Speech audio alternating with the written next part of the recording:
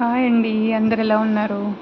So మళ్ళీ వాళ్ళొక కొత్త వెరైటీతోటి ముందుకొచ్చేసాము మీ ముందుకి.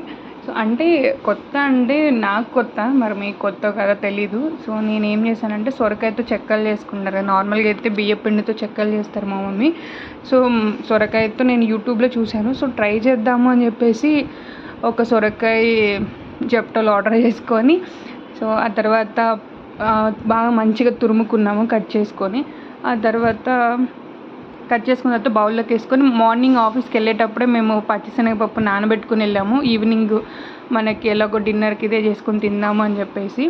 సో ఆ తర్వాత ఏం చేసామంటే ఒక బౌల్లోకి ఏదైతే తురుము పెట్టుకున్నానో సొరకాయ అది యాడ్ చేసుకొని, తర్వాత బియ్యం పిండి, ఆ పచ్చిశనగపప్పు, జీలకర్ర, పచ్చిమిర్చి, కొత్తిమీర, ఉప్పు, తగినంత ఉప్పు, సో కరివేపాకు ఇవన్నీ వేసుకొని బాగా మిక్స్ చేసుకొని ఒక 10 minutes అట్లా ఉంచాను. నేను వాటర్ యాడ్ చేసుకోలేదు, ఎందుకంటే సొరకాయలో ఆల్రెడీ వాటర్ ఉండేది. ఎలాగో మేము సొరకాయ కర్రీ అట్లా తినము, నేను కానీ నా సిస్టర్ కానీ. సో ఇట్లా ట్రై చేద్దాము, ఎలా మంచిది కదా అని చెప్పేసి ఒక జస్ట్ ట్రైల్ వేసాను. సో బాగానే వచ్చినాయి, బాగానే నా ఫ్రెండ్స్ కూడా తిన్నారు, అందరూ సూపర్ ఉంది అని చెప్పారు.